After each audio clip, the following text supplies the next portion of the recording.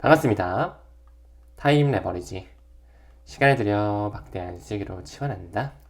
금요일입니다. 여러분들 이번 주도 고생 많으셨고요. 오늘만 좀 잘 마무리해가지고 이번 주도 알차게 좀 끝내보시죠. 오늘 초심 다지면서 좋은 영상으로 만들어 가보도록 하겠습니다. 늘 함께 성장해 주심에 대단히 감사드립니다. 첫 번째 기사인데요. 주기영 대표 나오고 있습니다. 크립토컨트의 대표님이시죠. 암호화폐 가치 투자자들이 거의 멸종했다, 이런 얘기가 나오고 있는데 하루 이틀 정도 된 기사거든요. 지금 이 시장에서 확신을 갖고 투자하는 사람은 거의 없다, 이렇게 좀 말을 해주고 있습니다. 제가 여기에 우리 구독자님들, 우리 투자생활학교 에이블 회원님들 많이 계시는데, 그쵸?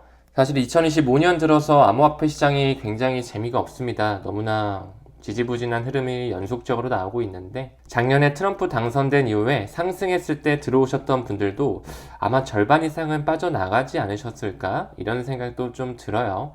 근데 지금까지도 이런 영상을 보시고 가치 투자를 하신다라는 것 자체가 어떻게 보면 또 소수의 인원으로 선발되셨지 않았나? 저는 개인적으로 이렇게 좀 생각을 하거든요.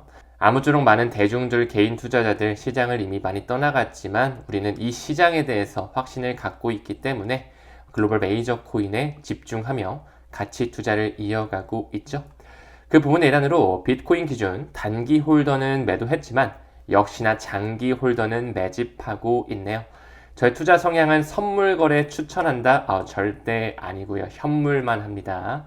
현물 거래만 하면서 중장기적 사이클 투자 관점만 공유 드린다라는 거 말씀을 드렸죠. 여기 보니까 MVRV 지표가 하나 나와요. STH라고 해서 이 비트코인 기준으로 한 단기 보유자의 시장 가치 대비해서 얼마나 많은 미실현 손실을 입고 있는지 이것에 대한 추정치가 나온 건데요. 지금 현재 트럼프의 관세 전쟁으로서 많은 개인 투자자들은 빠져나갔지만 역시나 장기 보유자들은 꾸준히 비트코인과 같은 암호화폐들을 매집하고 있는 걸로 나타났다. 사실 이런 시기를 거치면서 시장에 대한 손바뀜이 완전히 일어나고요. 이제 그러면서 수익률을 누릴 수 있는 사람과 이 시장에 욕하고 떠나간 사람이 완전히 갈리게 되겠죠. 근데 지금 이 욕하고 떠나가신 분들이 정말 애석하게도 가격이 오르잖아요. 정말 어쩔 수 없이 다시 들어올 수밖에 없을걸요. 매우 높은 확률로요. 그렇기 때문에 우리는 자부심을 갖고 시장에 머무르면서 가치를 바라볼 수 있어야 된다고 생각을 합니다. 두 번째 기사로 프로쉐어즈 나오네요. 4월 30일, 4월 말일부로서 XRP에 대한 선물 ETF 이제 또 가동이 된다라고 하네요. 최근에 여기 보이는 테일크림에서도 XRP 선물 ETF 2배 레버리지 상품 출시했었다가 많은 기관이 들어오는 걸 확인했었는데 여기 프로쉐어즈 보이세요? 여기는 테일크림이 보여주는 2배 레버리지 뿐만 아니라 3배까지 그리고 인버스 레버리지까지 보여주고 있다라는 거, 이런 것까지 생각한다면 또 얼마나 많은 파급이 있을지 조금은 기대가 되는 하나의 타임라인으로도 보여집니다.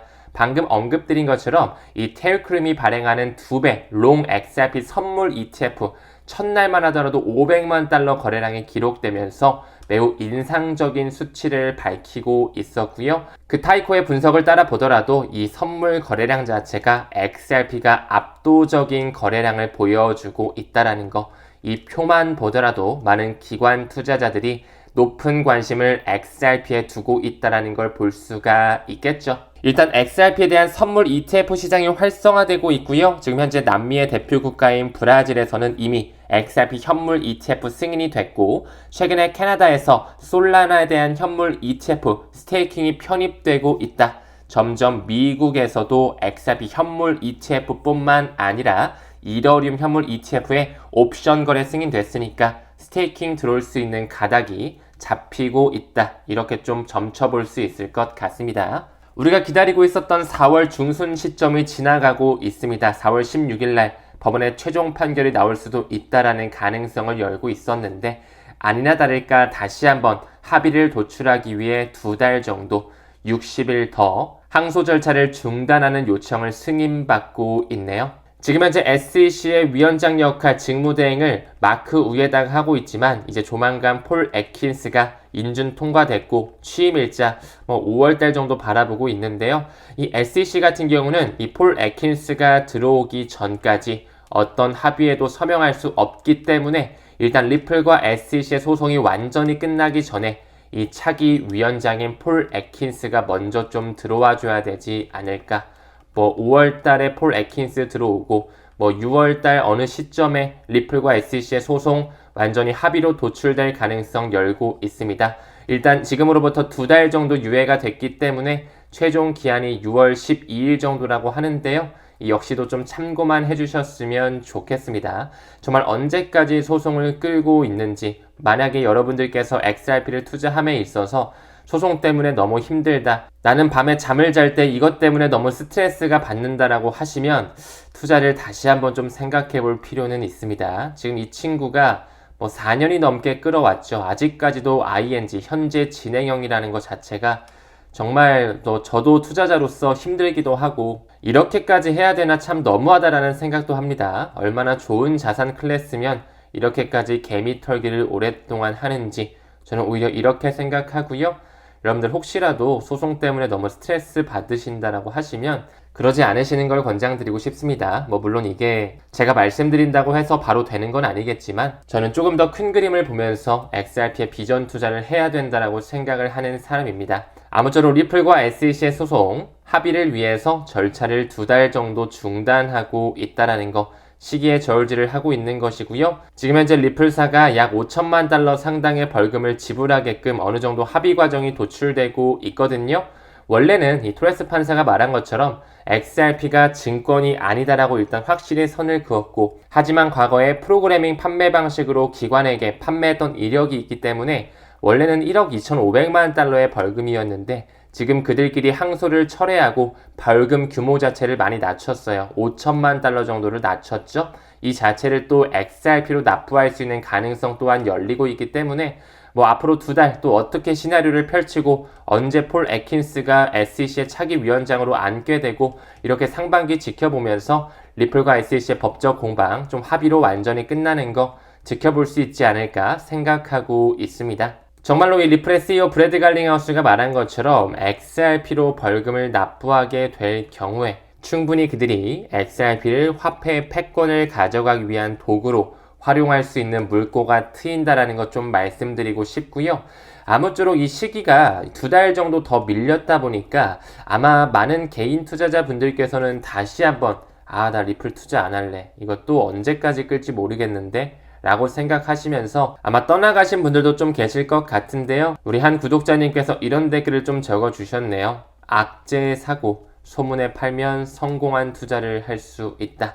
어떻게 보면 이 부분 또한 악재라고도 볼 수가 있겠죠. 계속 시간 끌기가 나오다 보니까 지칠 수 있고 조금 개인 투자자 입장에서는 짜증도 날 수가 있는데 이럴 때 오히려 투자의 적기라고 보시는 우리 세영이님, 좋은 투자 마인드셋이라고 판단이 들어가지고 가지고 와봤습니다. 우리가 XRP에 투자할 때 냉철한 판단이 필요하겠죠. 가슴은 뜨겁게 가져가더라도 매수와 매도는 굉장히 차갑게 할 필요가 있다라는 거 말씀드리고 싶네요. 우리 밑에 예은 아람님께서는 리플 하반기 접어들어야 갈 듯 하네요. 이렇게 말씀해 주셨는데요. 뭐 지금은 XRP 하나만 못 가는 건 아니잖아요. 비트코인도 계속 제자리 걸음하고 있고 특히나 이더리움 자체가 워낙 가격이 눌려 있기 때문에 이더리움이 좀 출발하면서 같이 갈 수 있는 장세가 상반기에는 좀 나올 수 있지 않을까 생각하고 있습니다. 아무쪼록 힘내서 투자하셨으면 좋겠다. 이 말씀 좀 드리고 싶고요. 다음 기사 봤을 때 최고 금융분석가가 XRP 가격 상승이 금융위기 예방에 도움이 될 수 있다라고 주장하고 있네요. 이 최고 금융분석가가 누군지 봤더니 우리가 잘 알고 있는 린다 존스라는 사람이 나오고 있죠. 월가 출신의 금융교육자이자 재산의 멘토라고도 불리는 린다 존스. XRP 가격이 상당히 높아지면 미래 글로벌 금융 안정을 지키는 데 도움이 될 수 있다라고 얘기하고 있습니다. 그녀는 XRP에 대한 엄청난 가치를 또 바라보는 인물 중에 하나죠. 과거에는 지금 XRP 리플이 초창기에 애플과 마이크로소프트 주식과 유사하다라고 말했었는데 린다 존스 한 개인에 불과하지만 그녀의 이력을 본다면 사실 우리가 어느 정도는 참고할 필요가 있는 사람이거든요. 모건 스탠리 잘 알고 계시죠? 그쪽의 투자 부분의 부사장까지 역임했었고 3 Step to Quantum Wealth라고 하는 책의 저자이기도 합니다. 그녀는 이렇게 말했죠. XRP 보유가 현명한 투자 전략이 될 것이다 라고 말하면서 앞으로 XRP는 소중한 자산이 될 것이다. 그냥 말만 하는 게 아니라 HSBC라든지 노천 트러스트, 여기는 조디아 커스터디와도 연결되어 있으면서 스탠다드 차타드와 SBI 그룹이 궤를 같이 하고 있죠. 이런 데이터를 인용하면서 아무래도 모건 스탠리 부사장까지 역임했던 인물이다 보니까 보는 시각이 조금은 입체적일 수 있잖아요. 왜 그 사람이 XRP를 지금 구입하지 않으면 후회할 것이라고 말을 하면서 XRP에 대한 비전 투자를 강조하고 있는지, 여러분들께도 전달드리고 싶은 이 린다 존스의 말이 있거든요. 투자에 있어서 완벽한 매수 포인트를 추구하는 것은 오류일 수 있다. 이 말 자체가 굉장히 와닿았던 것 같아요. 리플 지금이 바닥 아닐까? 2,900원, 2,800원? 이러다 또 떨어지는 거 아니야? 좀 더 떨어지면 살까? 이런 어떤 망설임을 갖고 계신다면 오히려 투자를 정말로 안 하시는 게 더 정신건강에 좋을 수가 있습니다. 암호화폐는 특히나 변동성이 워낙 크기 때문에 투자를 할 때 이 결단력 있는 입장을 취할 필요가 있다라는 거. 우리가 바닥을 정확히 알면 사실 신의 영역이잖아요. DCA라고 하는 이 분할 매수를 왜 해야 되는지 다시 한번 말씀드릴 수 있을 것 같고요. 이 완벽주의적인 사고를 반드시 버려야 된다는 거죠. 그걸 버리고 오히려 가치에 집중하면서 이 코인들을 더 열심히 담을 필요가 있다. 수량에 집중할 필요가 있다는 거죠. 최근에 리플사가 인수한 프라임 브로커, 그 히든로드 같은 경우 헤지 펀드와 같은 전문 투자자들에게 여기 보이는 것처럼 투자 매매라든지 자문, 우선 업무 등 종합 서비스를 제공하는 금융회사를 아예 리플사가 삼켜버렸잖아요. 앞으로 시간이 지남에 따라 그 프라임 브로커 역할 하는 은행이 없어질 수가 있으면서 XRP 레저와 통합하면 거의 즉각적인 엔드-투-엔드 거래 결제가 가능해진다라는 거. 왜 리플사가 12.5억 달러나 거금을 들이면서 최대 M&A 인수를 하고 있는지, 현재 히든로드가 쥐고 있는 이 3조 달러의 규모의 시장, 이 블록체인에 편입이 되며 XRP 레저 기반의 리플 네트워크로 거래가 활성화가 되게 된다면 이 린다 존스의 말이 조금 더 맞아떨어지는 얘기가 될 수가 있겠죠. XRP 가격이 크게 상승할 경우 시스템적인 재정 문제 시 매우 든든한 자금을 확보할 수 있다. 그녀는 어쩌면 그 도널드 트럼프 행정부, 미국 재무부에서 XRP의 에스크로 물량, 중앙화 성격을 띠고 있는 리플 XRP 코인을 활용해야 된다라는 그 당위성을 알고 있지 않을까, 이런 생각도 좀 들고요. 린다 존스 얘기하다 보니 이 기사도 좀 떠올랐던 것 같습니다. 이 월가 분석가라고 불리는 한 전문가 역시 리플이 단순한 암호화폐가 아니라 신흥 금융 시스템, 새로운 뉴 연방준비제도, 새로운 연준이라고 주장하고 있었죠. 지금 들으면 말도 안 된다라고 하시는 분들도 계시겠지만 XRP에 대해서 깊숙이 공부하셨던 우리 투자사관학교 에이플 회원님들께서는 어느 정도 충분히 일리가 있다라고도 생각하실 거라고 바라보고 있습니다. 과거 리플의 임원이 얘기해 준 것처럼 XRP는 소매 투자자를 위해 설계된 것이 아니죠. 소매는 리플과 뿌리가 같은 굉장히 코딩 방식도 유사하죠. 수수료가 더더욱 많이 싼 스텔라 루멘이 맡고 있고요. 이 도매금융 용도, 도매용 CBDC, 홀스케일 CBDC의 브릿지 커런시로 설계가 되어 있다라는 거. 그 언스탠0이죠. EY 한영에서도 ISO 2002와 스위프트 기준과 연결된다라는 이미 분석치가 나와 있고요. 많은 EY 한영의 연구 결과에 따라 이미 기관 투자자들은 XRP 부의 분배를 완료하고 있었다라는 거. 왜 미국의 금융감독원이라고 불리는 신속결제위원회 팻 텔런이라는 사람, 리플과 유착관계, 그리고 세계경제포럼의 연사진으로도 참석했다라고 말씀을 드렸는데요. 이 국경 간 결제에 위한 리플 솔루션, 리플 페이먼트죠. XRP를 실질적으로 브릿지 커런시로 활용할 수가 있다라는 거. 왜 주목하고 있는지 다시 한번 눈여겨볼 필요는 있을 것 같고요. 이 코리 존슨이라고 하는 리플의 전략 책임자 역시 XRP는 비트코인 2.0이다라고 얘기를 하고 있었죠. 비트코인은 어쩌면 베타 테스트 코인이 될 수도 있다는 이 가능성 또한 저는 개인적으로 얼토당토하는 얘기는 아니라고 생각하고 있습니다. 디지털 커런시 그룹의 수장이죠. 베리 실버트의 과거 트위터를 봤을 때 그들은 왜 2013년서부터 리플에 투자를 하고 리플 XRP를 스위프트 2.0이라고 명시하고 있었는지, 여러 가지 전문가들의 의견을 미루어 보게 된다면 XRP 또한 끝까지 살아남을 수밖에 없는 코인이지 않을까. 왜 리플의 XRP 레저 기반의 CBDC 플랫폼이 벌써 10개가 넘는 20개에 육박하는 국가와 함께 손을 잡으면서 파일럿 테스트를 진행하고 있고 왜 리플이 영국에서 가장 권위 있는 결제상을 수상했는지 이미 영국 영란은행 역시 리플의 인터레저 프로토콜이죠. 2015년 11월에 리플사에서 고안한 하나의 연결다리라고 봐주시면 되는데 이미 영란은행의 공식 홈페이지에 들어가더라도 리플의 개념을 증명하고 있었다라는 거. 우리가 리플에 공부할 때는 조금 더 진정성 있게 공부할 필요가 반드시 있다라고 생각을 합니다. 얼마 전에 또 아마존과 리플의 연결성 XRP 결제 허용을 예정하고 있다. 뭐 이런 얘기가 나오고 있는데요. 리플 생태계 빅뱅을 예고하고 있다. 저는 2025년 자치에 제가 쓴 책의 이름이기도 하죠. 리플 빅뱅의 해가 될 것임에 100% 확신을 하고 있고요. 소송도 소송이지만 무엇보다 중요한 거 이 코드 자체에 리플렛이 탑재되어 있다. 리플사와 XRP 레저와 리플 네트워크와 XRP 코인 이 관계에 대한 연계성 반드시 여러분들께서 공부하실 필요가 있겠죠? 이미 아마존 같은 경우는 어제 영상에서 언급드린 것처럼 두바이의 토큰 2049 아마존 웹 서비스가 함께 참여하고 있고 리플사 역시 두바이 금융서비스청의 완전한 원칙적 라이선스를 승인받았는데 이미 아마존 웹 서비스와 리플사는 파트너십을 맺으면서 전례는 혁신을 이루기 위해 진전을 가져가고 있었다라는 거 언급을 드렸었죠.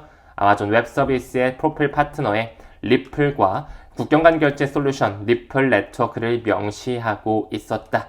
리플사가 XRP를 버렸다고요? 과연 그럴까요? XRP는요. 이 브릿지 커런시로 쓰일 수밖에 없게끔 그들이 설계해놨어요. 왜 소각되냐고요? 스팸, 거래 방지, 거래 공격을 방지하기 위해서 네트워크 안정성을 위해서 소각하는 메커니즘. 그럼 그 소각하는 그 돈이 리플사한테 수익으로 가냐고요? 아니요. 완전히 이 세상에서 없어져 버려요. 지금 현재 XRP의 총 물량 1000억 개에서 999억 개 정도로 줄어들었다. 리플의 CEO 브래드 갈링하우스가 얘기했죠. 즉 디플레이션 토큰화 구조를 취하고 있죠. 또 이렇게 반박하시더라고요. 지금 XRP 몇 개 소각된지 알고서나 그런 얘기 하시냐. 1300만 개밖에 소각 안 됐다. 알고 있죠. 0.001%밖에 안 된다라는 거. 하지만 미래 XRP 레저가 히든로드 인수한 것뿐만 아니라 RWA와 함께 가고 있는 거, 스위프트 시장 규모를 대체할 수 있는 IS2002, 거기서도 소매도 아닌 도매용 금융을 담당한다는 걸 미루어 본다면 XRP의 수량은 매우 모자라기 때문에 데이비드 슈워츠를 필두로 한 리플의 기술진들이 100만 분의 1로 쪼개지게끔 설계해 놓지 않았을까. 저는 오히려 이 후자 측면에 포커스를 맞춰야 된다고 생각해요.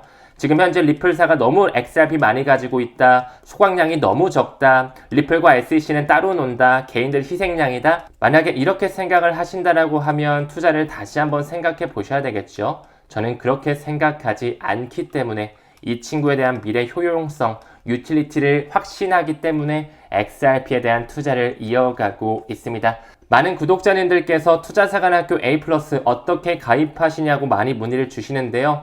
다음 주 수요일에 이제 2차 모집을 시작합니다. 이제 막 들어오신 분들 XRP, 리플, 스테이블 코인, RLUSD 어떻게 연관되는지 잘 모르겠다 하시는 분들한테 개념을 다시 한번 좀 잡아갈 필요가 있다라고 생각을 했고요. XRP에 대해 좀 100% 이해할 수 있는 전체 공개 라이브 다음 주 수요일에 또한 에이플 투자사관학교 2차 모집 시작되니까 이 부분도 참고해 주시면 좋을 것 같습니다. 한 주의 마무리 금요일인데요. 오늘도 좋은 하루 보내시길 바라겠고요. 오늘도 끝까지 시청해 주심에 대단히 감사드립니다.